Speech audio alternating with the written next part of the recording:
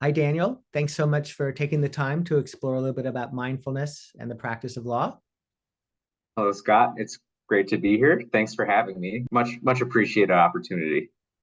Yeah. Well, why don't you give us a sense? You graduated in about 2020. What have you been up to since you graduated from University of Miami School of Law? Yeah, so I graduated in May of 2020 at the, sort of height of COVID. I moved up to Chicago to start my career here. And ever since I graduated, I've been working for a patent litigation firm in Chicago. And generally, my matters are patent litigation. Yeah. How is that? How are you enjoying the work? Uh, I love the work. I work for a boutique firm, Irwin IP. We specialize in mostly patent litigation, specialize in sort of design patent litigation. Um, and, as with all litigation opportunities, litigation can get stressful, but I think highly rewarding. Yeah, yeah, very nice. Well, let's go back a little bit in time to when we first met, which was, probably around the semester or two before that you took the mindfulness and law class. What prompted you to take a class in mindfulness? Yeah, so when I was in law school, I guess you could categorize the types of classes law students take into three distinct sort of buckets. The main one that everyone sort of tells you to focus on are the bar courses. Those would be like, evidence, trust and estates, secure transactions, things like that. The second bucket would be the classes that pertain to the law that you are interested in practicing in the future. So in my case, that would be patents, trademarks, copyrights. And then the third class was sort of the classes that are sort of tangentially related to the law, but not necessarily about the practice of law itself. And for me, when I took those classes included, mindfulness. It's not about legal practice, but it is about a skill that you can use in a legal practice. I found those classes to be sort of the most rewarding and also the most um,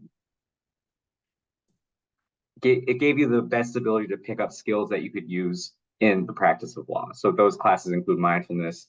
I took um, coding for lawyers. I took statistics for lawyers and financial accounting for lawyers. I found those classes to be immensely fascinating. Yeah. Well, I'm glad you took the mindfulness and law class. Thank you for that. Mhm. I'm curious, I'm interested in what you took away from the class in terms of the study and practice of mindfulness that has been of benefit, as you just spoke to. And also if there was a particular practice, we'll close with a practice, but if there was just in general a practice among the various practices we learned that you found to be particularly of interest. Yeah, so I'll start with the first question, which I believe was a takeaway from the mindfulness classes that I took at University of Miami, which was essentially that I think, to sum it up in one sentence, I think mindfulness allowed me to direct my mind to where I wanted it to be and center it on where I needed it to be rather than letting it wander off. It gave me the awareness to notice when it wandered off, and it gave me the ability to come back and focus it where I needed it to be. Yeah, and a practice. And yeah, sorry. So in practice, these days I do two practices every day. One typically before I go to sleep, and one when I wake up in the morning.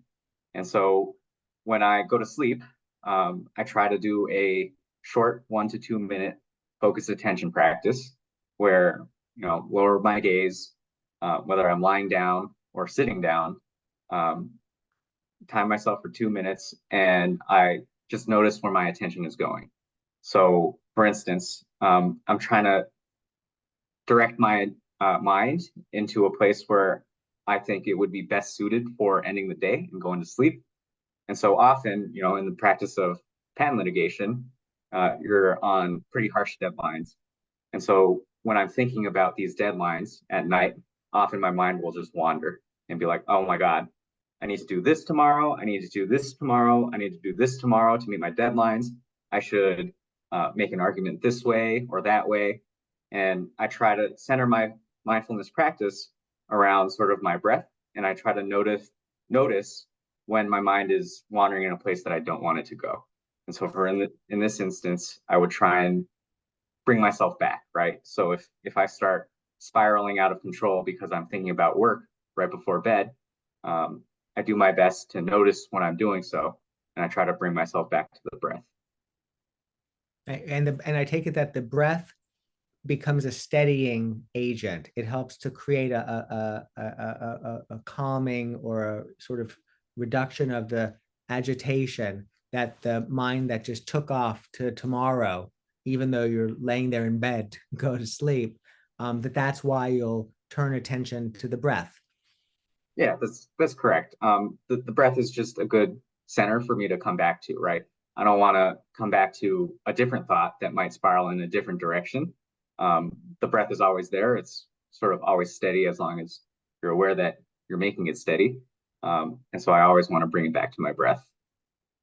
Do you think that the practicing that you did in law school in particular, because over the course of the semester, there's a lot of opportunity to practice various mindfulness practices, that doing that created a more a more effective environment so that when you now find yourself going to sleep and the mind begins to wander, that you maybe catch it sooner than you might otherwise, and that when you bring it back to the breath and you focus it there and rest it there, however we might frame that, to help steady ourselves and feel a little calmer, that has a little bit more traction, might be a little bit more effective because of a period of time that you allocated, and may still allocate, to practice. Yeah, the practice sort of we when we received in class way back in 2018 at this point, I think is invaluable. Practice makes perfect, right? And so when you learn a skill, you always want to sort of practice in a way that gets you the most exposure to the skills that you're trying to gain. And so when you do sort of a longer meditation in class, for instance, whether it's 6 minutes, 10 minutes, 15 minutes, you get a lot more exposure to your mind wandering, right? And so you get a lot more opportunity to sort of catch your mind wandering and then subsequently bring yourself back to your breath. And so, yes, of course, the longer and sort of practices that we receive in law school are instrumental to sort of developing the skills that you need to then take into practice once you leave the school. Okay. And so then at night, when you do that and you notice that your mind is thinking about the next day and whether you should do this or this, and you're feeling a little agitated and you bring it back to the breath, um, might it nonetheless a few moments later go back to where it was? Of course it does. It always does, right? And so, it's our jobs and our goal eventually to notice as many times as you can when your mind is wandering into a place that you don't want it to go. And so, practice makes perfect. And so the more times you notice, the sort of better and faster you get at it. And so now when I do my practices, it's not about speed, right? It's sort of about actually making sure that you come back. I do think that I've gotten better over the years, and that's the goal when you learn a skill.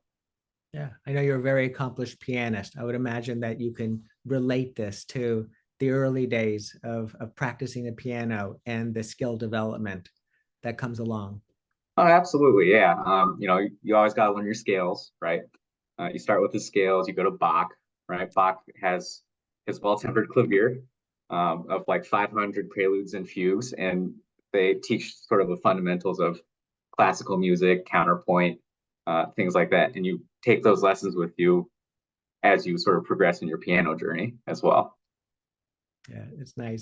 Ever have it at night where your mind wanders somewhere else and you aren't as part of this practice that you do, this sort of intentional setting of the stage for sleep, where is every thought that comes along a thought that you bring back to the breath, or like as you said, some are more unhelpful than others, perhaps?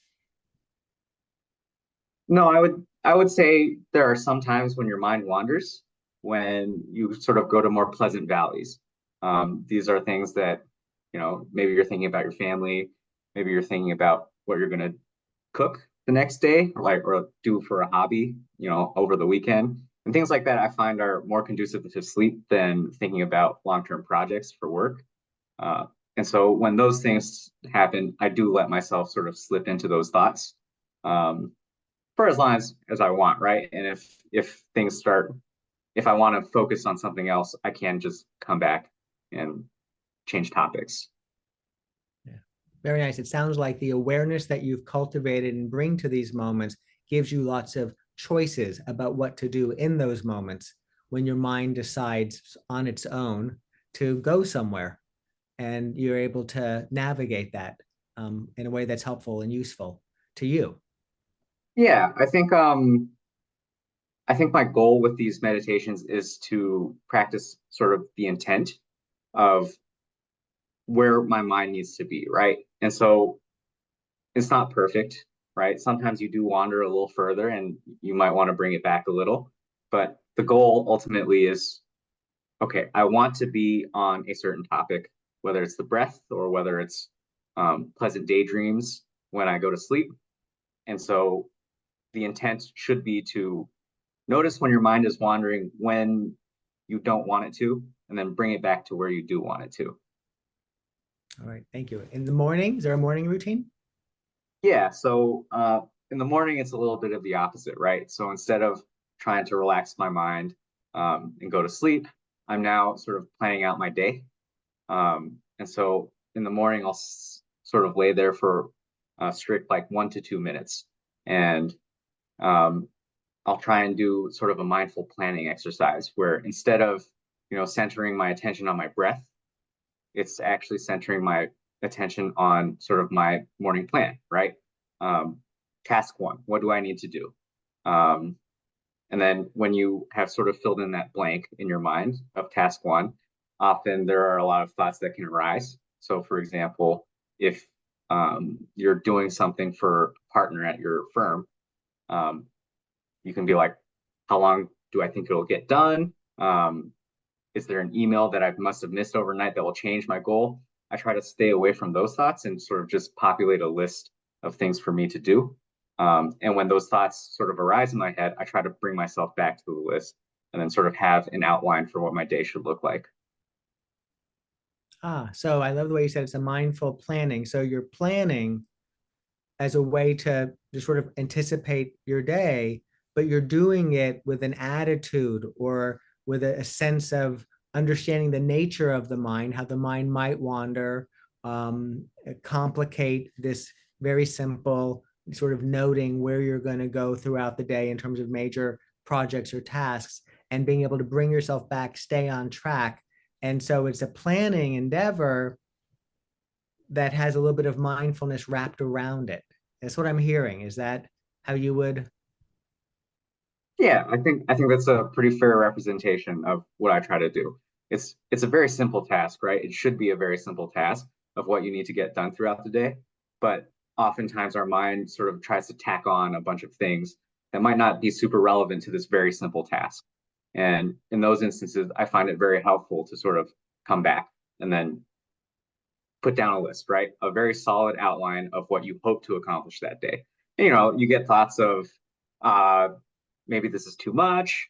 Am I really over planning for myself? Am I really like thinking too hard? But those are not relevant, right? The important thing is just get it done, and then you sort of have a productive sort of organizational tool to sort of carry about your day. Yeah, I think that's really terrific. A lot of people sometimes in the morning will say, well, I like to set aside time to plan, or they're told as a good tip, hey, in the morning, your day won't be as, scattered and, not as productive if you come up with a little bit of a game plan in the morning, do a little, planning in this regard. It doesn't have to be a lot of time. And oftentimes that doesn't ever happen in some ways because the person isn't able to sit down and take the time to do it, even if it's a few minutes. They're very busy in the mind. They're doing this and this because of habit.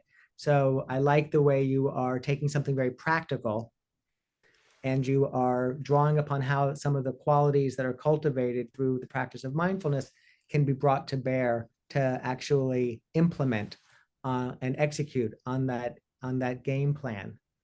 Um, so, the way you describe that mindful planning practice is it sort of speaks to the way the mind will, even when you're by yourself and the busyness of the day, in terms of getting to work and all this other stuff hasn't really kicked in, how, even then the mind will meander and, add complexity. During the day, this, of course, very same thing happens when you are actually interacting with others and the day is moving along. Can you, any examples of where the practice of mindfulness and the qualities that you've spoken to of being more mindfully aware can help inform and improve aspects of the workday? Yeah. I think there's plenty of sort of small ways that your ability to bring your attention back is very helpful in the practice of litigation. So, like, just as a simple everyday example, right? You're talking to a partner, they ask you a question, right? It doesn't even have to be a high pressure question, but it's just a question, what do you think about this argument, right?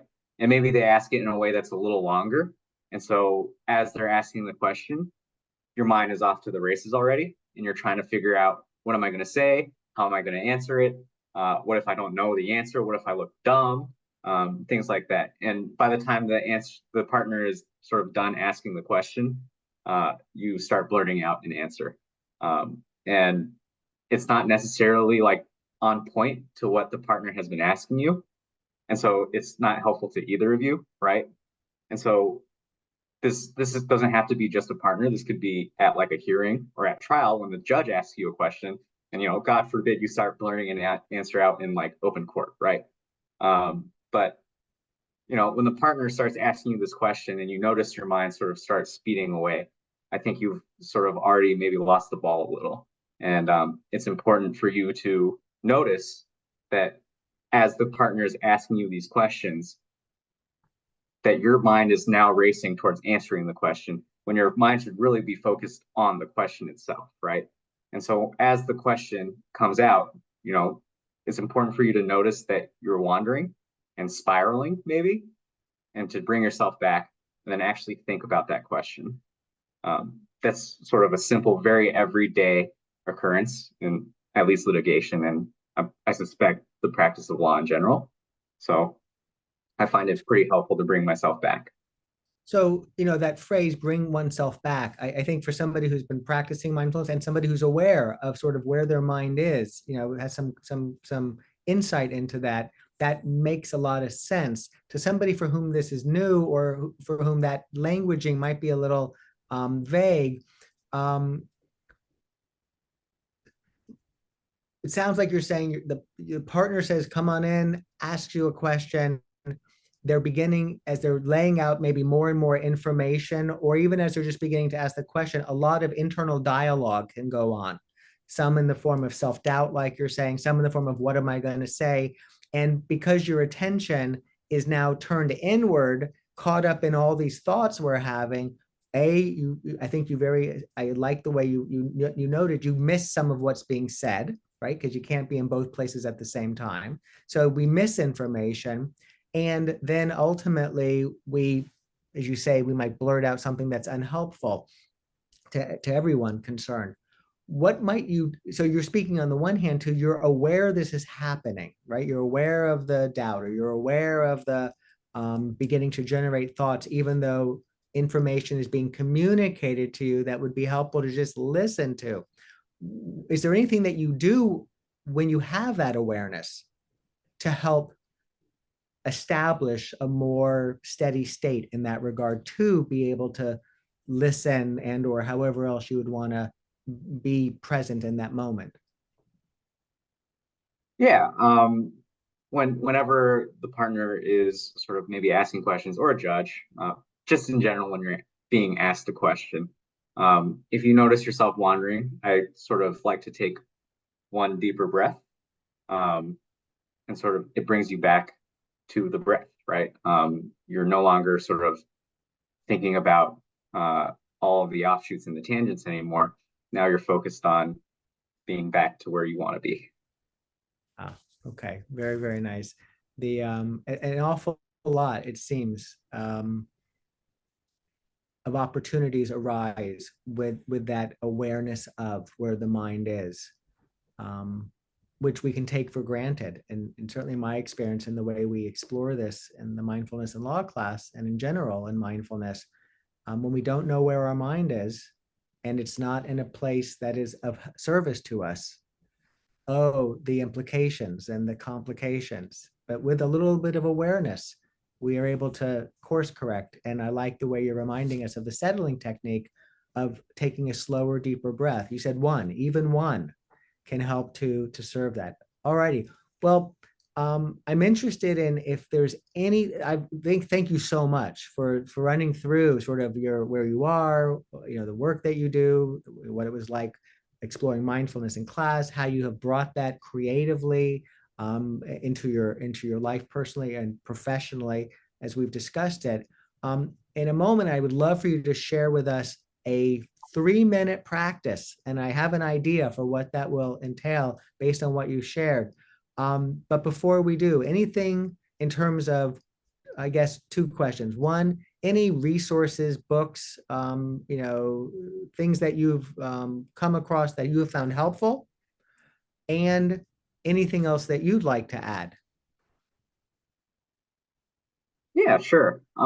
So answering the first question, any resources that I've sort of found helpful, I still have many of the big, thick packets that, you, Professor Rogers, handed to me in way back in 2018, 2019, 2020.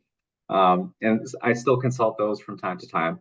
And I still do some of the practices that sort of were foundational in the practice of mindfulness way back when. And I think that's it as far as like mindfulness resources that I rely on.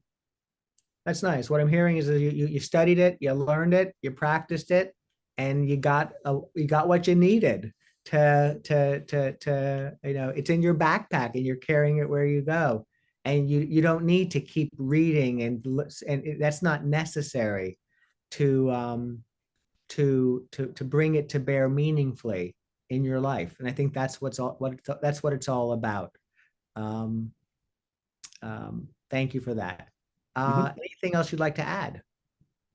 Yeah, I just say that, it doesn't even have to be just in the practice of law where mindfulness can sort of be helpful, right? I think that almost in all aspects, it's not gonna it's not gonna make you like a professional musician or anything, but it can certainly improve aspects of any skills that you're trying to pick up, right? So an example that I always like to, talk about is like musical performance. Um, when I was performing in my younger days, whenever I would watch sort of those professional musicians perform live, they would always sort of be excessive in their movements. They would take deep breaths. They would sort of, play act a little. And I suspect there is a little bit of, play acting in there to sort of elicit some sort of emotion. But I found, as in my later years when I was actually competing, that those sort of movements are actually incredibly important, right? Um, if you perform the same piece 100 times, you are almost never going to stoically maintain the same pace every single time. So if you need to slow down in one section, it's never going to be consistent unless you have some indicator of when and how long you need to slow down, right?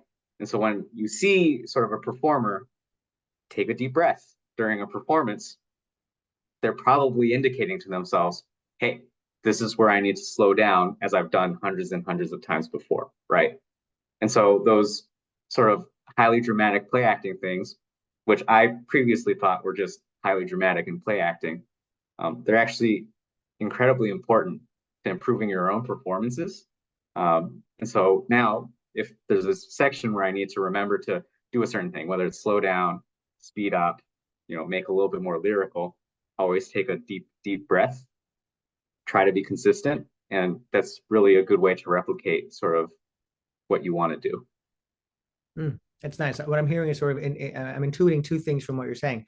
One is that it can be done intentionally in moments when one realizes that it can be useful, and it also can become something that just becomes automatic and spontaneous at various moments when there's natural shifts or qualities arising emotionally, as you say, for which that breath is just helpful. And it's just done as a matter of course, not necessarily as something that has to be intentionally dropped in.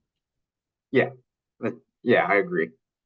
And I guess in court, you would apply that to court, because you spoke a little bit to being in court with a judge, for example, how that can also naturally fall in. Yeah, absolutely. It's the same concept, right? It's that matter of course where after the judge asks you a question, or during the question, even if you notice your mind wandering, take a deep, slower breath, think about your answer, and then give it, right? Um, and it comes up a lot as well, like interrupting as well. Sometimes people can't help themselves, right? And so you don't really want to interrupt a judge. You don't really want to interrupt a partner. You don't really want to interrupt like your own personal partner, right? And so often when that sort of feeling arises, I'm going to interrupt. I'm going to interrupt. It's very helpful to take a deep breath. Yeah, good. I very much agree. We'll get to the practice in a moment. I'm just curious, of all the practices that we learned in the mindfulness and law class, focused attention, body scan, open monitoring, connection, which one would you say, if there is one, was sort of like the one that resonated with you most? I would probably say focused attention. I think that's what mostly we've been talking about, on this podcast today. Um, Focused attention I found to be most helpful and resonated with me the most. Yeah. Okay, good.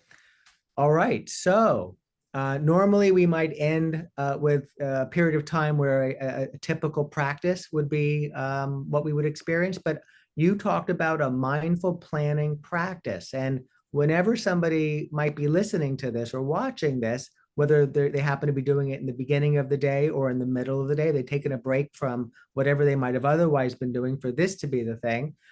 I thought it would be really, if you're game, if you would maybe just set us up for what's your process. You alluded to it before, so you can, refer to as much as would be needed just to remind us and prime for us a 3-minute practice where you can then sort of lead us into however you would want it to be, silence or an occasional reminder, or you start us off, or whatever you'd like of, if we wanted to have a 3-minute mindful planning period, what that would be, and to guide us through that. Yeah, sure. Let me think. So, as far as a process would go, this is one of the first things I do every morning. You sort of lower your gaze, close your eyes, and then you just think, what's first? What do I need to do first? Um, and then once you've sort of filled that slot, you notice that your mind may wander into um, different aspects of what need to be get done. So for example, if you need to complete a project for a partner, you're wondering, how long will it take me? How much do I need to do still? Is there any update on instructions that I need to consider before completing? But none of that is sort of the goal of the mindful planning exercise. So we bring ourselves back. I need to complete this project. What's next? And then as you notice your mind wandering, you bring it back. And now you have 2 things in your slots. Now you add your next. What do you need to do? Personally, I need to get my car serviced. And now I'm thinking, well, how long is that going to take? Well, I have my car for the weekend. Um, but it doesn't matter, right? We come back to what needs to get done, and so on and so forth. Um, and as you sort of complete this list and you run through it once again in your head, you have sort of a good idea of what needs to be done.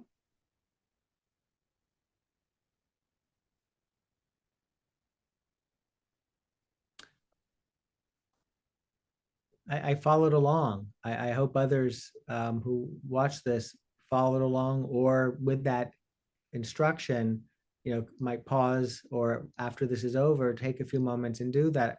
Here's what I really liked about that, because I I will be meeting with my daughter after our conversation to talk with her about something, and I had actually momentarily forgotten it. And when you said think about what it is, it came to my mind. So already it was helpful for remembering something that's on a to-do list I have, but I may or may not have even looked at it. So I really thought that was useful. And then I thought about what would come next. And there were random thoughts that were coming along, but your reminder to take these add-ons and these discursive, even if they're seemingly relevant, and just sort of get back to the primary task, which is layering in these sort of foundation elements of the things that I would be doing, um, felt calming. Like rather than think of every possible thing, I was just like one thing. The rest will take care of itself when I get there. The next thing, the next thing. And then I really like that you said, review it. Like now that you sort of got it, and I came up with three things. Now review it. And that reinforcement of it was also useful. Thank you for that. That's really a beautiful application. It's very practical. And I think it also, at least in my experience in that short little practice, it had a calming, clarifying quality. Yeah, I think so too. If you sort of are prepared for what your day might look like, I think it sort of calms you down significantly more than just going into it full chaos, full blind, right? And so that's why I started doing it. Well, thank you for sharing it. And thank you for taking this time. Thank you again for having been a part of the Mindfulness and Law course and program. Wishing you well and so proud of you for all you are accomplishing and doing. Yeah, thanks so much, Scott, for having me. I was happy to be here. All right. Be well. You as well.